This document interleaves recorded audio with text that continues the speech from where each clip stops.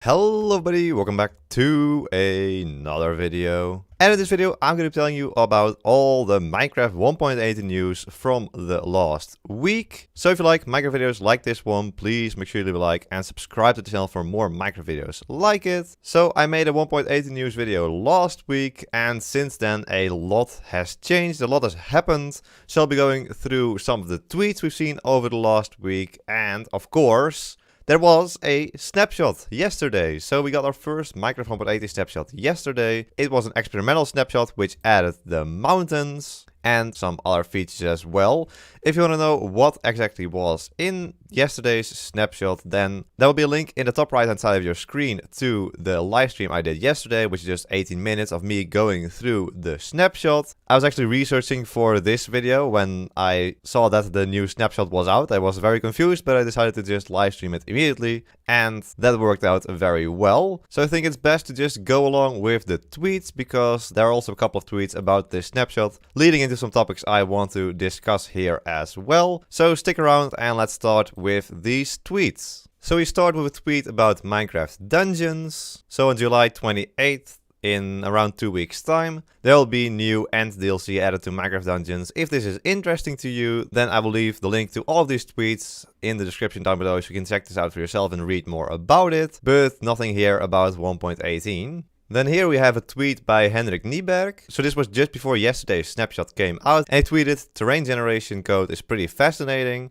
Small changes to a single number can have such huge effects." And then he shows a picture of what they were working on, where this is pretty much what we got in yesterday's snapshot, apart from a little bug he had in here where terracotta was generating within grass hills. Then we also got this tweet by King Bedrock, a very cryptic tweet, just bug, and then Sliced Lime replied mushroom, which I have no idea what this means. It was just before the experimental snapshot got released, so it could have been a hint towards that, but I'm not quite sure. Let me know if you know any more about this. Also, yes, Google. That's a very accurate translation. Then next we have another tweet by Henrik Kniberg, who posted that they're working on new dev tools, which is very cool to see, like a little bit of behind the scenes, right? Where you can see there's offset, erosion, ridges, continent, world X location in blocks, and then I'm guessing some sort of coefficient here, where you can see the different hills and terrain being generated here. I think that's pretty much what it is. Of course, I'm not a game developer, I don't know.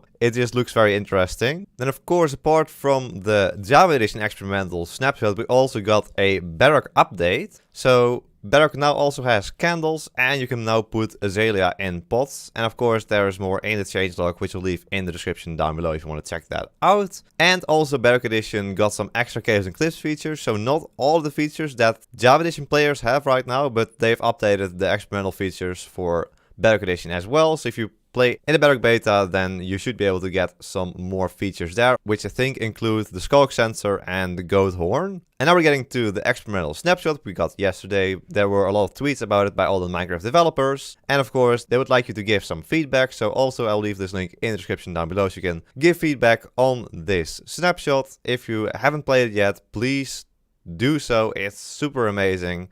Of course it could be very laggy, that's true, but if you can run any worlds, then go ahead and try it. And so if you want more information on how to play in the snapshot, just check out the Reddit post. I'll also link this in the description. So in this Reddit post, they also explain how to play the snapshot, what to download, and where to put your files to be able to play it. And indeed, they also posted the wrong download link on Minecraft.net. It was a combat snapshot update, which you could download there, which was a bit strange. This also made me think that the 1.80 snapshot was a joke, but I tried it on Reddit and there was the right snapshot, so I figured it out eventually. So they fixed that as well, so you could also go to the Minecraft.net website and download the experimental snapshot there as well. Also a reminder here by Ulraf that yes, it is an experimental snapshot, which means that everything in it is subject to change, or even be completely reverted and removed in the future.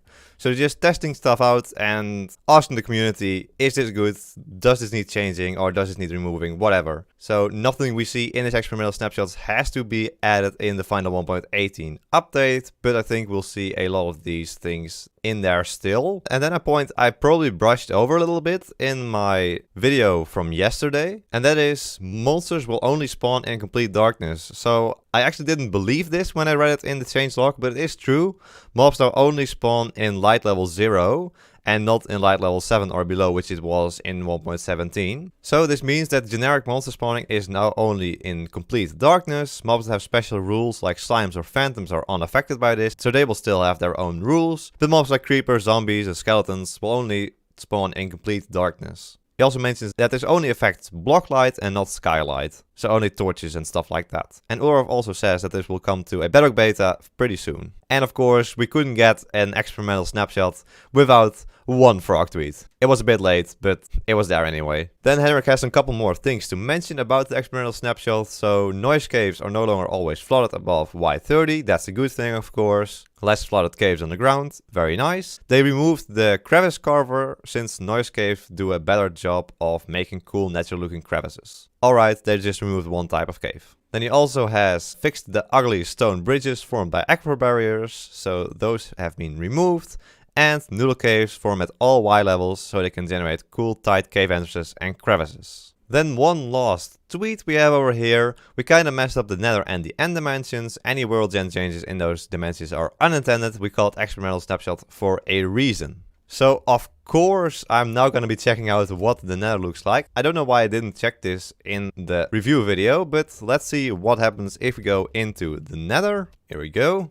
Wow. Yeah, that's just one massive lava lake. Right, so this won't be staying. Look at this. This is just... I don't think I've ever seen such a massive lava lake. Look at this. These are probably like mountains in the overworld, but since the Nether is only 128 blocks tall, yeah, it doesn't really work that way, right? So they will definitely be reverting this, which makes sense because these world height changes and stuff like that should only be in the overworld. Let's also check out the end. Okay.